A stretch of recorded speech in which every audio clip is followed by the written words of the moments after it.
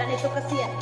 Tao po, nandyan po ba kayo sa loob ng malaking bahay at malawak na bakuran, mataas na pader, pinapalikiran, at nakapilang mga mamahan sakyan, mga bantay na laging bulong na bulong, wala namang kasal pero marami ang nakabarong, lumakas man ang ulan na walang butas ang bubong, mga plato at kutsara na hindi kilala ang tos, at ang kanin ay simputi ng gatas na nasa kahon, at kahit sa ilipat ko ay dalamis ay may hamon, sarap sigurang maneran, bahay na ganyan, sabi pa nila ay dito mo rin matatagpuan ang tao, nagmay-ari ng isang upuan na pag may pagkakataon pinag-aagawan, kaya hindi niya pinakakawalan, kung makikita ko lamang siya ay aking sisigawan, yuko na nakaupo,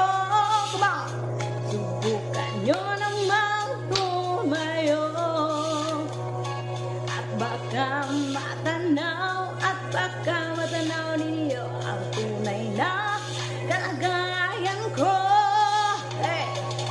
Mawalang galang na po sa taong nakaupo, alam nyo bang pantagal ng bigas namin ay di puno, ang dingding ng bahay namin ay pinagtapin-tapin niya sa gabi ay sobrang init na tumutanaw na yelo na di kayang bilog pang ilagay sa inumin, pinakulong tubig sa lumang sakuring uling-uling, gamit lang paggatong sa inanod lamang sa estero na nagsisilbing kusina na umagay aming bad, ang aking inay na may kayaman ng isang kalbiro na naggamit ng pag ang aking ama ay sumiswit, pero kulang na kulang pa rin, ulam na tuyot asin, ang 50 pesos na maghaoy pagkakasyahin, di ko alam kung talagang maraming harang o mataas lang ang bakod o nagbubulag-bulaman lamang po kayo, kahit sa dami na pera nyo walang doktor na makapagpapalinaw na mata nyo, kaya